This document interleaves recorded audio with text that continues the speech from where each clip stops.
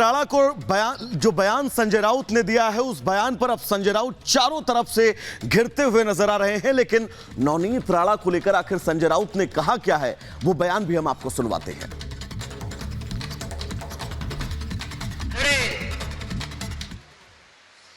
आणि ती नाची जी आहे कोणी तिच्याशी नाही आहे, डान्सरशी नाही आहे, बबलीशी नाही आहे। ही लढाई मोदी विरुद्ध महाराष्ट्र आहे, लक्षात घ्या। ही लढाई बळवंत वानखडे आणि ती नाची जी आहे कोणी तिच्याशी नाही आहे, डान्सरशी नाही आहे, बबलीशी नाही आहे। ही लढाई मोदी विरुद्ध महाराष्ट्र आहे, लक्षात घ्या।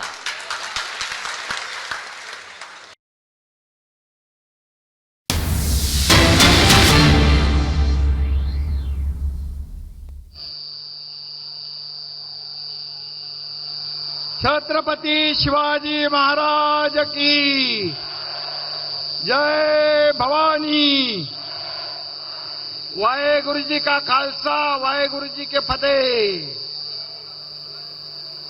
आने नरेंद्र मोदी जी आगे बढ़ो, नरेंद्र मोदी जी आगे बढ़ो।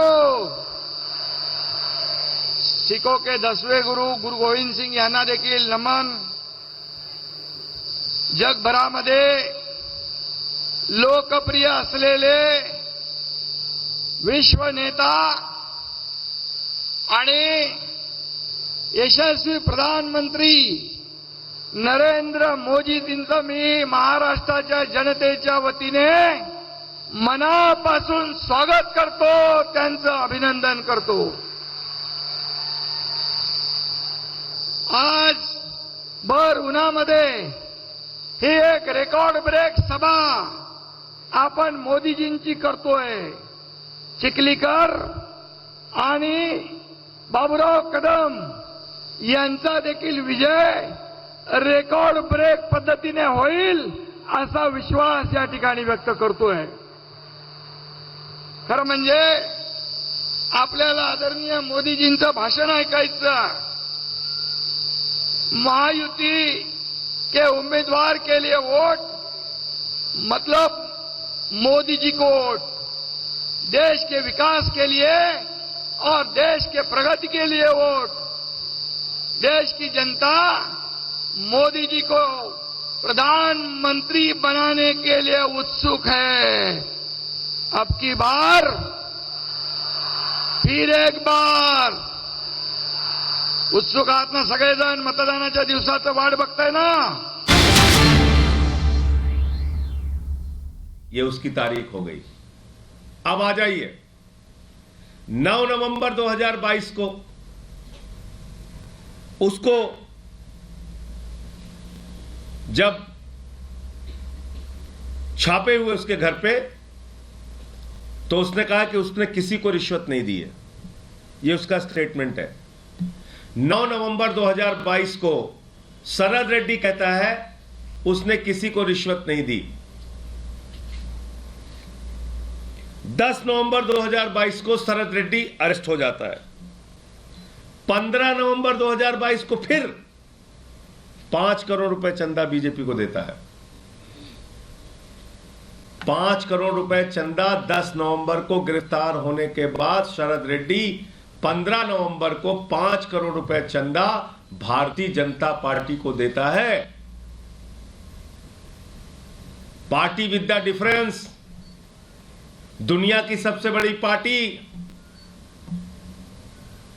कमल छाप दारू घोटाला करके पैसा लेकर रिश्वत खाकर दूसरों पर आरोप लगाने वाली पार्टी 5 करोड़ रुपए की पहली किस्त पाती है। कब? 15 नवंबर 2022 को, जब वो ईडी के अरेस्ट में था। तो उसके अकाउंट कैसे चल रहे थे? जब वो ईडी के अरेस्ट में था तो अपने बैंक खाते से वो कैसे वो पैसा बीजेपी को ट्रांसफर कर रहा था। 6 जनवरी 2023 को उसकी एक चार्जशीट आती है जिसमें ईडी कहती है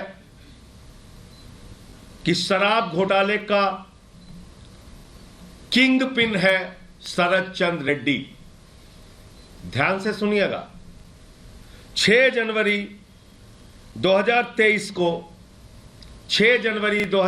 को यानी कि उसकी गिरफ्तारी के बाद 10 नवंबर 2022 को गिरफ्तारी होती है। 6 नवंबर 2023 को उसकी चार्जशीट आती है जिसमें ईडी कहती है ये शराब घोटाले का किंग पिन है, मुख्य घोटालेबाज है और सबसे बड़ा लाभ उठाने वाला व्यक्ति है। 20 जनवरी 2023 को जब इसकी बेल एप्लीकेशन लगती है तो ये क्या कहता है अपनी बेल एप्लीकेशन में,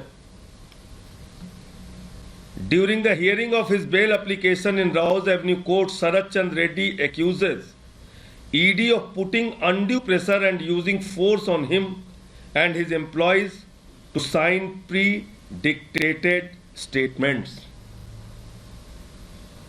20 जनवरी 2023 को शरद रेड्डी कहता है कि उसके ऊपर और उसके कर्मचारियों के ऊपर ईडी दबाव डाल रही है अपनी ओर से कहे गए और अपनी ओर से लिखे गए बयानों पर हस्ताक्षर करने के लिए, बयानों को देने के लिए।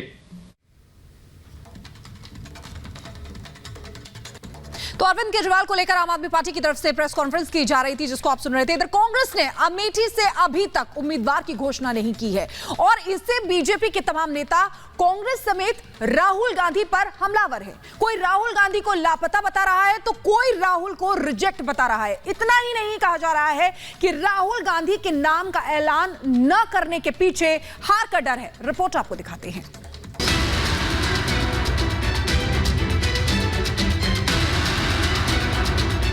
दो शहजादों की जोड़ी, उनकी फिल्म का शूटिंग चल रहा है आजकल। लोकसभा छोड़कर यहां वायनाड क्यों आना पड़ा है? क्या उनको ये भरोसा नहीं है? तो क्या राहुल गांधी को अमेठी से हार का डर है? क्या राहुल गांधी अमेठी से नॉमिनेशन के लिए हिम्मत नहीं जुटा पा रहे?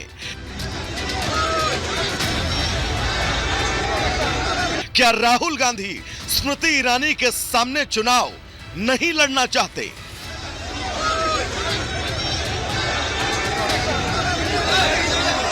ये सारे सवाल बीजेपी इसलिए खड़ी कर रही है क्योंकि कांग्रेस नेता राहुल गांधी ने केरल की वायनाड सीट से नामांकन तो दाखिल कर दिया, लेकिन कांग्रेस अब तक अमेठी की सीट पर नाम फाइनल नहीं कर पाई।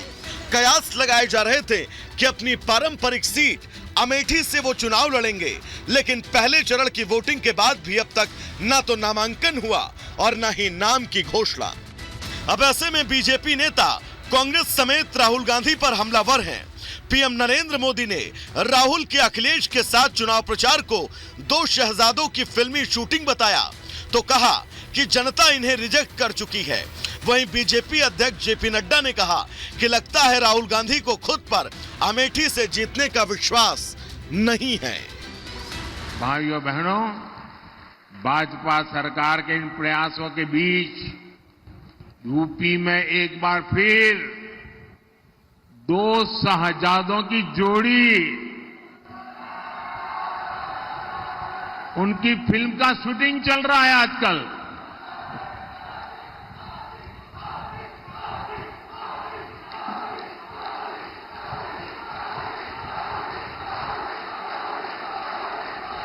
और ये दो शहजादों की फिल्म का पहले ही रिजेक्शन हो चुका है।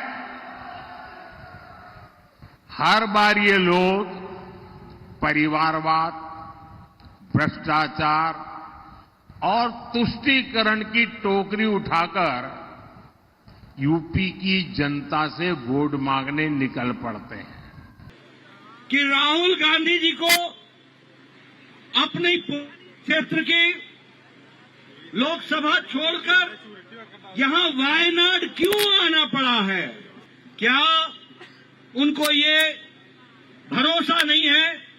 कि वो अपनी पुरानी लोकसभा की कंस्टिट्यूंसी, जिससे इतने सालों तक उन्होंने रिप्रेजेंटेशन दिया, वहां से वो चुनाव लड़े।